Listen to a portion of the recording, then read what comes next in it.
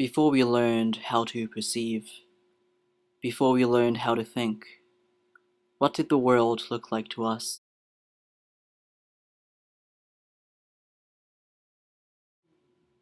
Was it all dark? Was there light? Was it easy to distinguish one from the other? Or was it just confusing?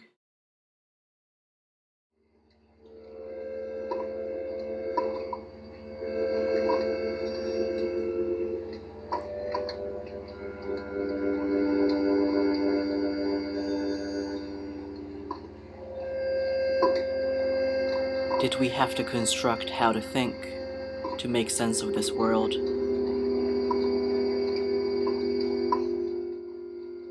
To shed a light on the countless mysteries that surround us?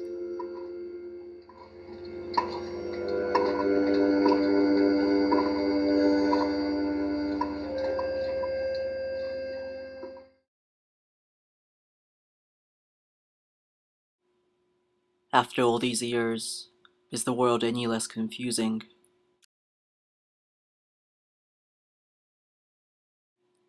We learned how to speak in a language. We learned how to write.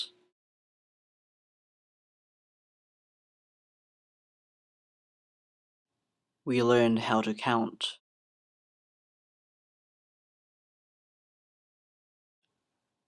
After all these years of learning, I found myself still in school.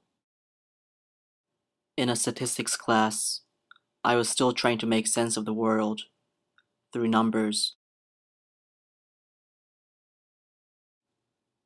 Numbers were confusing, so I often resorted to doodling during class.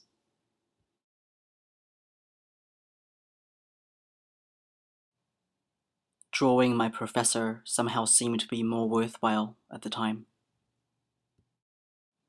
I thought, isn't the world more indeterminate, more fluid than what can be reduced to numbers? My voice can be distinct words, or it can be a harmonious melody.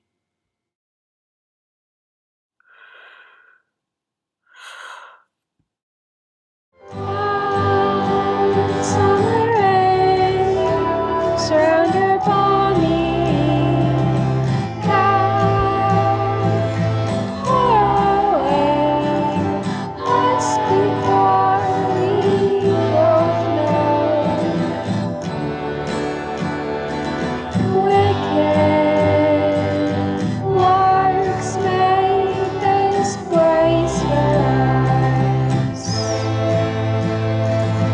Maybe I think that we can go to sleep.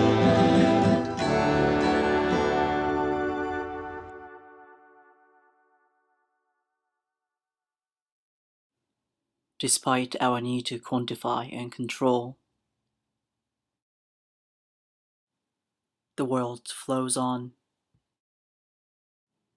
Joyce Carol Oates said that the world is not awaiting our interpretations, but unresisting when we compose them.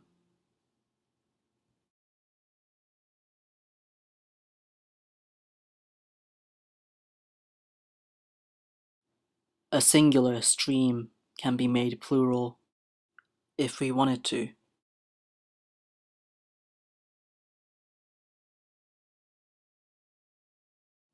And so we may experience sunlight as a force we cannot grasp, but we can also call it particles of light. I look around to see whether the nature of reality is adjacent to our mathematics. I see things innumerable, but I see them connected. Can we think of ourselves as one if we feel connected? Or are we a bunch of numbers isolated from each other?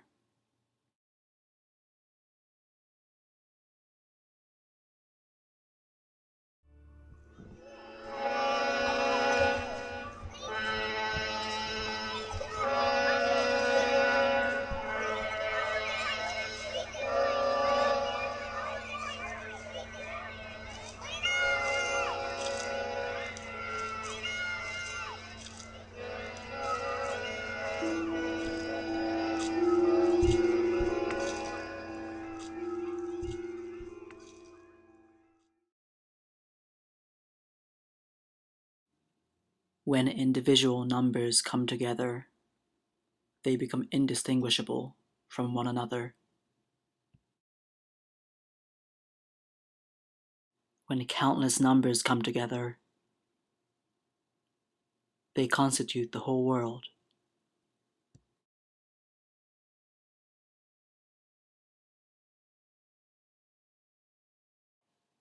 We see mounts of various shapes on the horizontal line, a graphic reflection on our pool of thought.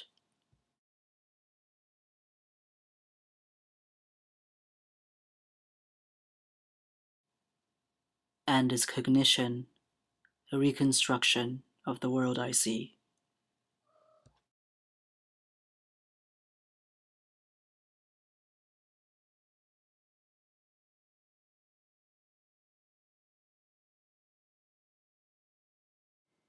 And is knowledge a rendering of sketches and strokes?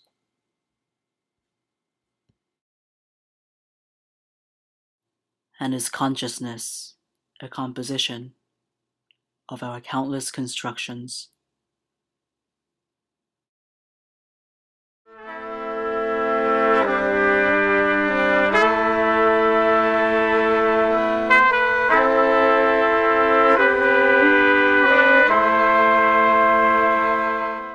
As I add one particular line to another, I create a picture, I create a person.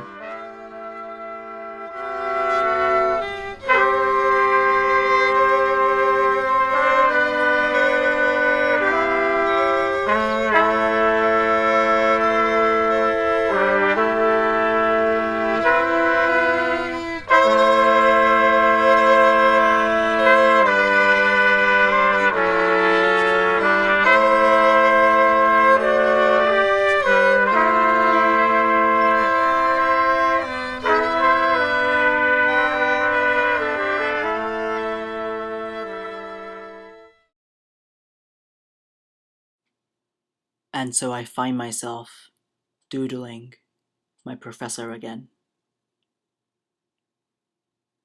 But this time I notice numbers of lines and figures,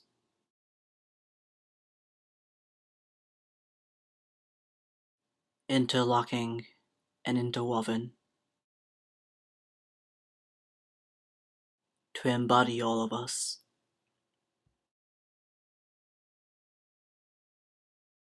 When I was in school, I feared that this was it. Nothing would be like this again. This was the peaking of good days, my school days. And for the school days, I do miss the slate stone wall.